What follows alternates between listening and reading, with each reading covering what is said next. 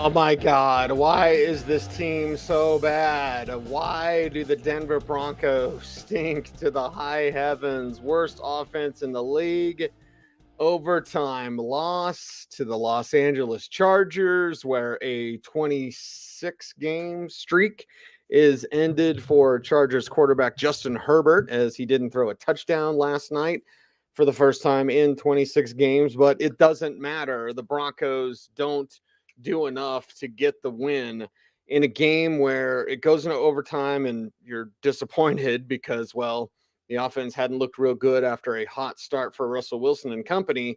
But then you think maybe, just maybe, at the end, when both teams have punted the ball and then it just takes a field goal to get over the top, you thought maybe, just maybe, the Broncos would be able to get in range for Brandon McManus and they would pull off the win and they would get back on track. And that doesn't happen because of a special teams gaffe. And PJ Locke is blocked into Montreal, Washington, and it's the Keystone Cops.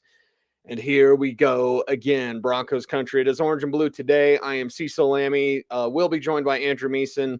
Of course, they always time this up when Nathaniel Hackett is talking. So Nathaniel Hackett will be talking and has been talking at the podium as soon as he is done.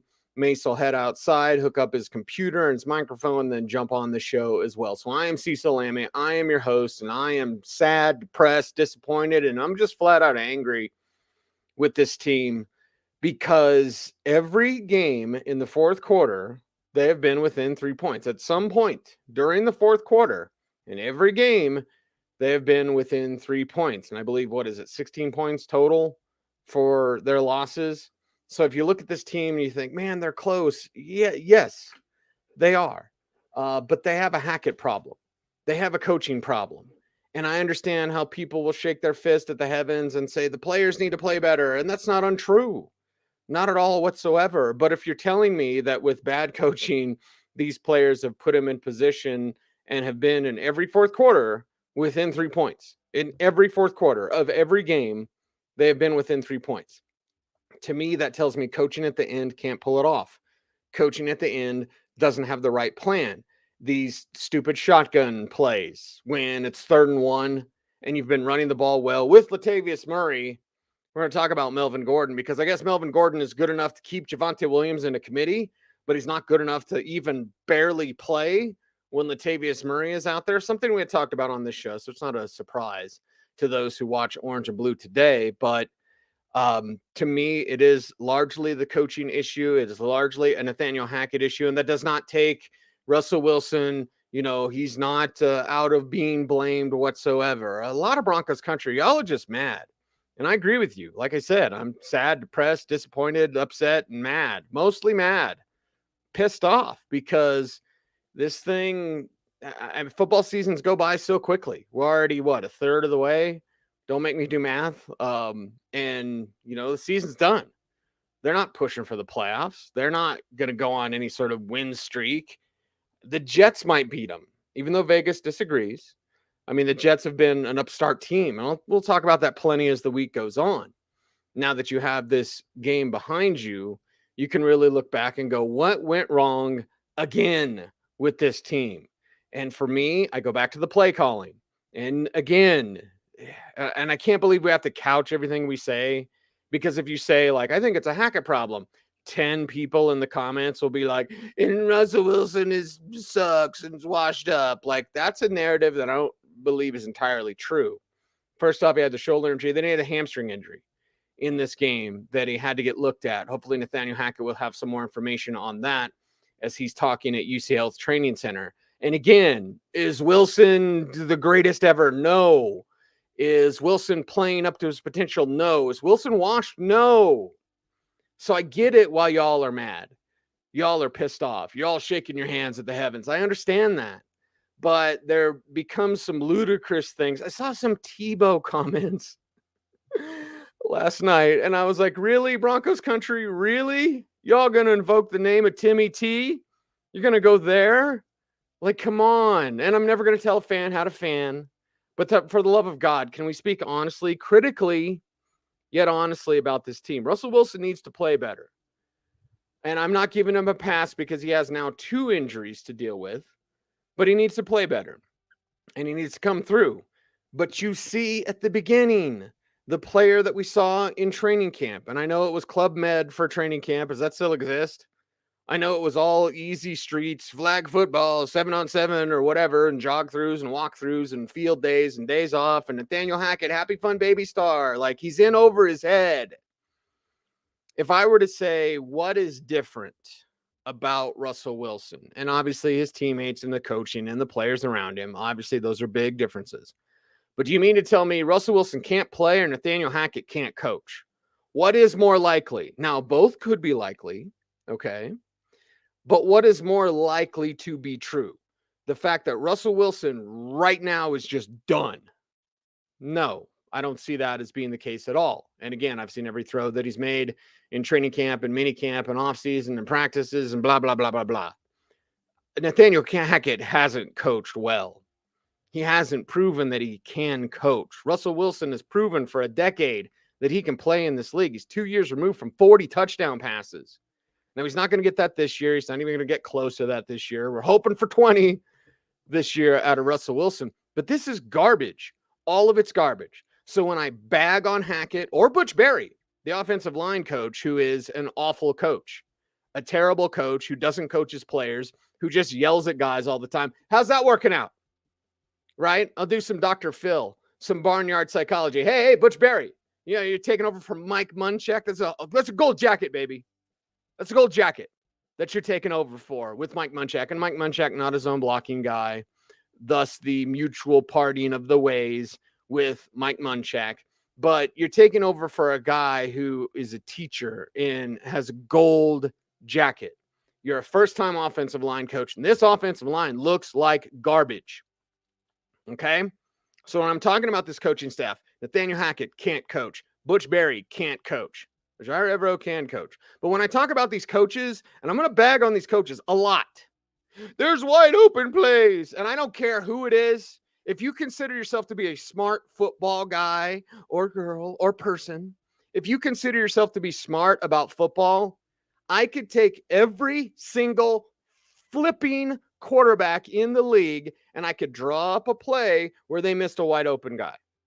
Every quarterback, every week in the NFL. How do I know this? I watch Exos every week, and I break down all 22 of every team in the NFL. So you could be cute and you can draw up it on Twitter, right? You're going to get your stylus out and you're going to draw it up on Twitter. And here's Greg Dulcich and he's wide open. Look at this play right here. You're a bogus idiot and a moron if you're doing that. Why? Because again, I can point to every quarterback in the league and I can point to a play where they miss a wide open guy. So I'm going to bag on the coaches because Hackett can't coach. Butch Berry's not a good offensive line coach, period. Done. Get him out of here. But I'm also going to put the players under the microscope as well because they are to blame as well. Lots of emotions today. It's always emotional. I get emotional when I see Andrew Mason. Mainly I just get happy, Mace. How are you? Well, I'm fine. I don't know if I can make you happy, though. I mean, I just came from that press conference. Okay. And, so the part of the discussion is, what happened with Melvin Gordon? Melvin clearly unhappy and doesn't sound like he was really informed as to what was going on the second half. And, Hackett's talking about, we didn't have many plays after halftime. They had 32 plays in the second half in overtime. I'm sorry. It's just, it's like, I mean, so I'm hearing that assertion. I'm just like, what? It's mind blowing right now. I mean, and look, is it the coaching? Is it the players? Is it Hackett? Is it Russell Wilson? Yeah, it's all of it. Okay. It's all of it. Pretty much everybody's culpable in this right now on the offensive side. Defense. I mean, I'll give you a stat that's going to go in my piece here on denverfan.com. I'm going to finish up right after this show. Okay. Did you know that since week 15 of last year, the Broncos have lost 5 games when allowing fewer than 20 points, and nobody else has lost more than 2? The only thing this team does exceptionally well is squander terrific defensive performances. I mean, for years at that, the Denver Broncos are better than anybody in the league. Better than anybody. Yep. So build on that. Justin Herbert had a 26-game streak of throwing a touchdown. That ended, right? Every game they've been within 3 points in the fourth quarter. Defense is doing their job, baby. And I don't even care about Damari Mathis and all the penalties and everything. He was going to get that. We talked about it on the show. Like, Mathis is a kid. He's going to get targeted. Just keep your confidence up. So I'm not even mad at the kid for getting targeted left and right last night, because that's what's going to happen. Yeah, kept his confidence enough to make a huge play at the end, too. And, I mean, to me, that says a lot about him. And the thing that I like, even though you don't like the penalties, I like the fact that he did not get timid after a couple of penalties. He if he's going to succeed, he's going to have to be aggressive, right? And he didn't lose that. He didn't dial it back. And I like the confidence. I like the resilience that he has. He's got the short memory that a corner has. It's actually good to discuss something positive, even though everyone's kind of focused on the penalties. It's good to discuss something positive with Damari Mathis. And also, I'll tip the cap to him for answering questions in the locker room. He was a rookie, but he was a true pro. I mean, I'm thinking to myself, that's how you get the Darren Williams Award around here, is by being stand-up when you're having a bad day, but still taking accountability to the public and to the media for what happened. So, I mean, I've got nothing but respect for Damari Mathis. I got nothing but respect for this defense and what they're doing.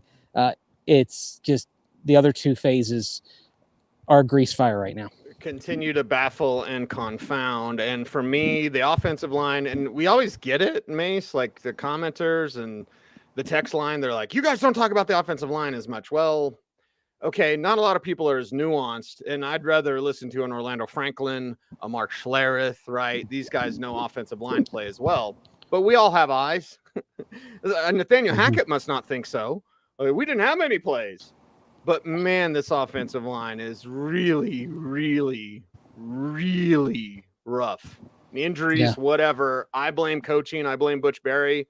I don't think Butch Berry's a very good coach. I know he's a yeller. I would guess, Mace, Lassie Bark, that probably doesn't set real well with grown men when you're just yelling at them and you're not actually coaching them. I'm just guessing. It's not that I have inside information or have heard that. I'm just totally guessing that about Butch Berry. But this offensive line is pretty bad.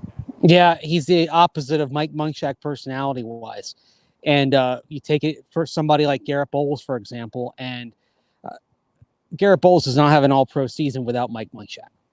Mike was the right guy for Garrett Bowles. And the thing that I look at, and of all the coaching changes, the staff changes that happened this offseason, you know that a head coach is going to want to bring in his own people at some spots. But that was the one, replacing Mike Munchak with Butch Berry, that I thought made no logical sense. And a big part of it is this. Mike Munchak, he's successfully coached in this scheme. He did it in 2019. And the guys on his watch that year got better. Is there anybody up front who has gotten better this year than last year? I mean, we haven't seen enough of Quinn Miners. He's basically played about 1.25 games so far, but I don't think he's regressed, but I don't think he's stepped forward. But, I think Lloyd Cushenberry's backsliding. Garrett Bowles, we talked about, was regressing. I don't think Dalton Reisner's going forward right now. In a contract year. Yeah. I mean, I don't see these guys getting better. And when it's happening across the board, that's where you start saying, okay, this probably isn't the pupils. This is probably a teacher issue. Yeah, and just so many things to pick up on and to pick on and to dissect, and we don't have much time. And we also want to stay positive, but we also want to let people get it off their chest. We have to get it off our chest, Mace. Yeah. Because I can't imagine all the time that you put in and being around this team and to have that sort of product. We know the players are good. Yeah. I know they're not all perfect, and they're not all the greatest ever. They're not all Pro Bowlers.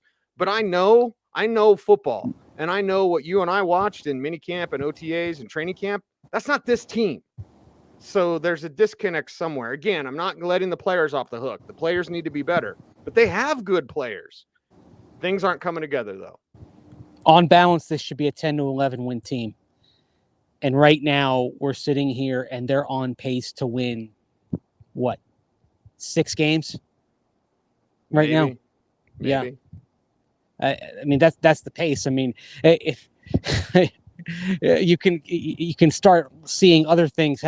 If more injuries happen, who's to know where it stops? But the thing is, the games are close. They're, so we can sit here and we can point to specific things and say, okay, if you change that, then it would be different. The thing is, all the things we can point to, there are some on special teams. I mean, you can't have 10 guys on the field for a pump play. I thought we were past this. I thought we were past that kind of mistake. I thought Jerry Rosberg was supposed to fix that, right? Evidently not. But I say this with as much reserve and caution as possible, because I don't want to sound like this is at an extreme. These last 6 games, this is the worst Broncos offense I have seen, and this is now my 19th year covering the team. This is the worst offense I've seen. And who does that fall upon? Think of the weight of that. Yeah, think of the weight of that, dude. And think of the bad offenses we've seen. You sat through some Kyle Orton there. You sat through some Tim Tebow there. Yes, worse than Tim Tebow. I said it. Because that team had an identity. That team could run the ball. I think they were number 1 in the league in rushing that year, were they not? That team had bread and butter things it could do. There is no bread and butter for this offense. There is no identity. What would you say you do here? I can't answer that question watching these guys. Did you just go 2 Bobs on me from Office Space? What would you say you do here? I love the pause there. What would you say you do here? That's to Tom Simkowski. And and then a few minutes later, when they're going through the files, Tom Simkowski, well, he's useless. Well, right now, what I'm seeing from this offense, I'm not sure they're being coached up. Someone's are useless right now. Yeah. I'm telling you, I deal with the GD customers. Anyway, we got to clean it up for podcasting, video shows, whatever we're doing. It is Orange and Blue today. We're going to get it off our chest, and we are going to emphasize what they can do better and all these sorts of things. But it's just so much. It's so much at once. And you now get the, harkening back to the Tebow days. And the Melvin Gordon thing to me is baffling, dude. And you and I both respect Melvin Gordon. I think you like him a little bit more than I do, which is fine. Like, there's nothing Melvin Gordon does in person that would be like, that's a bad dude. Right. But man alive, the way they're treating him is so, just trade him. Okay. Yeah. It's baffling to me. And I know they were going to go hot hand, and Latavius did do some good things. I really like Latavius Murray. He did some good things, but there were some plays with Boone where like Gordon could do that. And they're just, if this is the way it's going to be, sending a message. What are they sending a message for? They need to win. Well, I mean, the way you saw Boone out there, and when Boone was there in a long yardage situation, the Chargers were saying, okay, we're going to blitz here because that's an area of the game which he struggles. And, oh, by the way, blitz pickup is something, and identifying pressure is something Melvin Gordon actually does really well. Does it better than anybody in that room. Yep. So you're watching the second half and overtime go on, and you're like, really, this is what they're doing here. It's mind blowing. Look, I know people have said this on social media, so I don't think I'm breaking any new ground. I don't think if you could do an Akers for Gordon, disgruntled player for disgruntled player swap, I'm not sure that'd be the worst thing here. I think that give a couple of guys a fresh start here as the season goes on. The question is, would the Rams want to do that? But something like that probably does make some sense here. Yeah, it probably does make some sense. We'll see if it actually happens. I'm surprised we haven't got any Chris McCaffrey questions yet. But even doing that and making that deal, Mace, it doesn't fix what's wrong with the Broncos. No, because you're still going to have the issues up front. I mean, really, right. We are talking when it's up front as well. Coaching can help. And look, Mike Munchak's not working for anybody. I mean, however this season goes, I would try to do a mea culpa to Mike Munchak and bring him back. I mean, if it were up to me, I'd bring him back right now, but he might be enjoying I'd bring him the back fall. as the head coach. Yeah, I mean, to be fair, if they do make a coaching change, yeah, I'd have Mike Munchak on my list of coaches I'd bring in for an interview. Absolutely. DMAC has said Gary Kubiak as well. Just like an interim, like Kubiak said it, get it straight, and then help us pick the next guy, something like that. I don't want to do that to him physically. And I think that's one where I think Rhonda Kubiak would be making the call on that one. Yeah. To be fair. Yeah. Okay. And again, you and I both think nothing happens yet. So it's interesting to talk about Mike Munchak and, at least as an O-line coach. Butch Berry's not a good coach. I'll ring that bell. I've had some people kind of alert me earlier, Mace, to be like, don't, give him time. Because I was like, this guy can't coach. And I've been told a month ago, like, give him time. I've seen enough. I don't need to see anymore. They need a better offensive line coach. Because I like Cushenberry, and he's gone back. I like Reisner. He's my buddy. He's gone back. Like, Bowles has gone back. All these other things. And if you fix the trenches, if there's any place to start, Mace, it's the trenches to me. Yeah, and I know we could sometimes be hard on the offensive line in previous years as well. But one of the things I recall about the Mike Munchak era is guys coming in from deep off the bench and at least holding their own for a while. Calvin Anderson coming in at left tackle at Carolina in 2020 on the day that Garrett Bowles got sick and playing a pretty good game that day. Jake Rogers having to step in and literally, I believe he earned a game ball for his Wasn't there some Austin Schlottman good play with Mike Munchak? Austin Schlottman had some moments, yes. I mean, and they had, and remember also, they had the disadvantage of, for a good chunk of the last 3 years, working with young quarterbacks, whether it was Drew Lock or Brett Rippon or Brandon Allen for a few games. That doesn't exist here. You've got a quarterback who who does need to do some things better, but right, he's not washed. I started out the show, Mace, like he's not washed. He's better than this. Oh, and here's another thing. So in the press conference today, I asked Nathaniel Hackett about the pressure that was mounted by the Chargers. What was going on? What did he see leading to it? And he talked about how they've got to get out and out and into the in and out of the huddle faster, and that would give Russell Wilson a better chance to identify things pre-snap. So here we are, and we're still talking about not being able to get out of the freaking huddle fast enough. What are they doing every week? What are they doing in practice? Because they're not fixing the glitches. To use another Office Space reference, they're not fixing the glitches, obviously, because when I heard that, I mean, there were a few things today that I heard in that press conference that probably busted a microchip or two in my brain. There are just times when you just let Mace roll. I'm sorry. It took a lot for me to get to this point. Maybe it's the lack of sleep. I don't know, but you are burning at both ends, buddy. You just got back from LA. What, today? This morning? I gave myself a chance to sleep 3 hours, which is, by the way, 3 hours more than some very hardworking and diligent Broncos employees who haven't slept since yesterday morning. So I feel like I've got a luxury compared to some of those kind souls.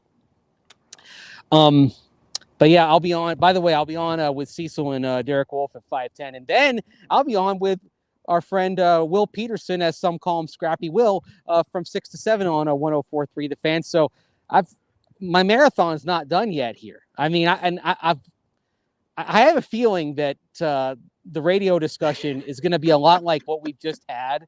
So right. Just clean it up. Just clean it up. Still, don't cuss, baby.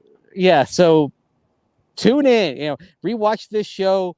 Tune in at 5:10 when I'm in the studio. Tune in from 6 to 7 Mountain Time tonight, because man, I think I got pushed to the edge here in the last 24 hours watching this slop. He is Andrew Mason. He is simply fantastic. I am Cecil Lammey. It is orange and blue today. We're here for you, Broncos country. We'll be back for you tomorrow at 3:30 p. He's Mace. I'm C. Stay tuned and stay frosty.